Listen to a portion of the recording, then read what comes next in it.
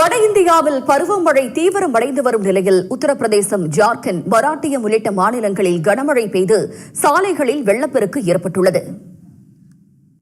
செய்திகளில் தொடர்வது சிறிய இடைவேளை.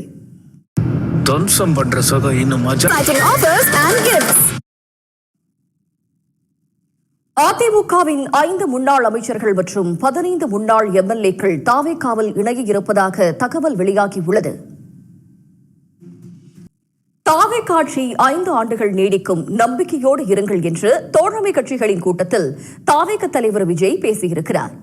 கூட்டத்தை தொடர்ந்து செய்தியாளர்களை சந்தித்த மாணிக்கம் தாக்கூர் 3 முக்கிய முடிவுகள் பற்றி ஆலோசிக்கப்பட்டதாக தெரிவித்திருக்கிறார். இளநிலை பொறியியல் படிப்புக்கான அரசு ஒதுக்கீட்டு இடங்களை நிரப்புவதற்கான தரவரிசை பட்டியல் வெளியிடப்பட்டிருக்கிறது. இதில் 53 மாணவர்கள் 200க்கு 200 கட் ஆஃப் மதிப்பெண்கள் பெற்று சாதனை படைத்துள்ளனர்.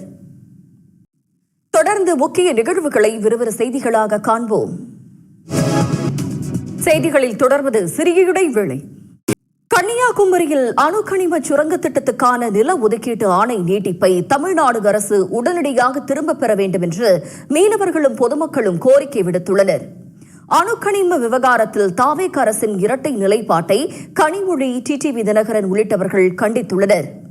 குதிரை பேரத்தில் முதலமைச்சர் விஜய் நேரடியாக ஈடுபட்டிருப்பதால் அவர் மீது வழக்கு பதிவு செய்து நடவடிக்கை எடுக்க உத்தரவிடக் கோரி ஆளுநருக்கு திமுக அமைப்பு செயலாளர் RS பாரதி வலியுறுத்தியுள்ளார். தமிழ்நாட்டில் ஈரோடு, பழனி உள்ளிட்ட சில நகரங்களில் தனியார் பேருந்துகளில் திடீர் என்று பயண கட்டணம் உயர்த்தப்பட்டிருப்பது அன்றாடம் பணிக்கு செல்லும் பொதுமக்கள் இடையே கடும் அதிருப்தியை ஏற்படுத்தியுள்ளது. ஒரு சில இடங்களில் அரசு பேருந்திலும் கட்டண உயர்வு அமலுக்கு வந்துள்ளது. போதைப்பொருள் விவகாரத்தில் அமைச்சர் சரத்குமாரின் விளக்கத்தை இணையதள வாசிகள் கிண்டலடித்தும் கலாய்த்தும் வருகிறார்கள். அது பற்றிய தொகுப்பை பார்க்கலாம். பிறப்புரிமை அடிப்படையில் கிடைக்கும் குடியுரிமை செல்லும் என்ற உச்சநீதிமன்ற தீர்ப்பிற்கு எதிராக நாடாளுமன்றத்தில் சட்டம் இயற்ற வேண்டும் என்று அமெரிக்க அதிபர் டிரம்ப் வலியுறுத்தியுள்ளார். கோப்பை கால்பந்து தொடரில் ஐவரி கோஸ்ட் அணியை நார்வே அணி 1-2 என்ற கோல் கணக்கில் வெற்றி பெற்றது. இடைவெளிக்கு பிறகு சர்வதேச டென்னிஸ் களத்துக்கு திரும்பிய அமெரிக்க வீராங்கனை செரீனா வில்லியம்ஸ் முதல் போட்டியிலேயே தோல்வியடைந்தார். 41 வயது மூத்த சுவிஸ் வீராங்கனை வாவ்ரிங்காவும் விம்பிள்டனில் இருந்து வெளியேறினார்.